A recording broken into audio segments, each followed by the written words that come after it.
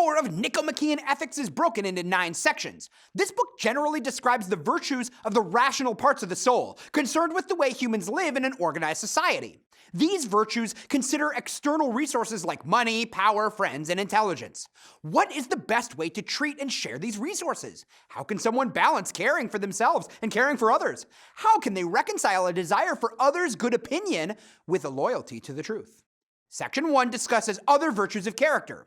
Generosity concerns the giving and taking of wealth. An ungenerous person takes his own wealth too seriously. A wasteful person is someone who causes the destruction of his own property and well-being. The generous person is giving to the right people in the right ways. Where he gets his money is less important, since virtue is more about doing the right thing than avoiding the wrong thing. His character is more important than the amount he gives. Conversely, wastefulness involves giving too much and taking too little. Ungenerosity involves giving too little and taking too much. And robbers, usurers, gamblers, and those in degrading occupations take from the wrong sources. In Section 2, Aristotle explains that magnificence also involves wealth, but only in large expenses and donations. Not all generous people are magnificent. The expense must achieve a worthy result. A vulgar person spends more than he should on inappropriate displays of wealth, and a stingy person spends as little as possible. In Section 3, magnanimity is the virtue of a person who correctly believes they are worthy of great things. They know their worth and have the right perspective about honor. The truly magnanimous person has earned greatness in every virtue, a difficult state to achieve.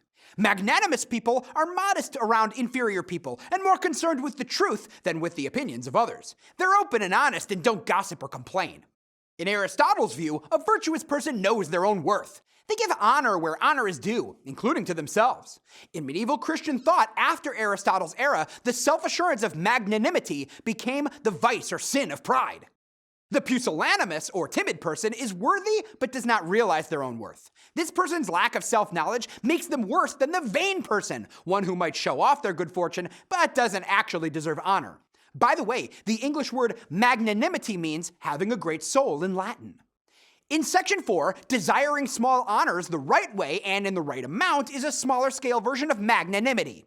People can love honor too much or be too indifferent about pursuing it. Honor or a good reputation depends on collective public opinion, which is why Aristotle points out that someone can love honor too much or not enough. In Section 5, Aristotle says mildness does not mean an absence of anger, but anger at the right times and for the right reasons. The mild person will learn more in the direction of anger deficiency, but the deficient person will accept insults without defending themselves. He gives examples, too, of various types of excessively angry people. In Section 6, friendliness is the mean between ingratiation and quarrelsomeness, but it's different from friendship. It refers to treating strangers in the right way. A friendly person will treat everyone appropriately.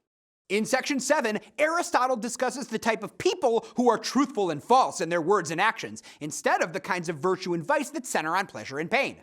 The boaster and the self-deprecator are the kinds of people who fall into this category of true and false, because both are types who choose to be false. However, the boaster is more of a liar. The virtuous person in this category is the truthful person who's straightforward and doesn't exaggerate or belittle their qualities.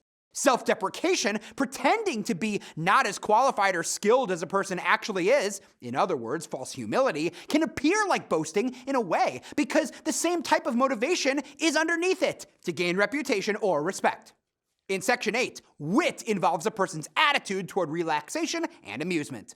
The witty person jokes in appropriate ways and at the right times, and the mentally dexterous person enjoys the entertainment of the decent and civilized person. An example Aristotle gives is comedy that utilizes innuendo for laughs instead of abusive language. Vulgar people or buffoons will do anything for a laugh. Witty people use humor to bring others enjoyment, not to mock people or try to earn their favor. In Section 9, shame is not a virtue, but a feeling Aristotle defines as fear of disrepute, or fear of disgrace and a bad reputation.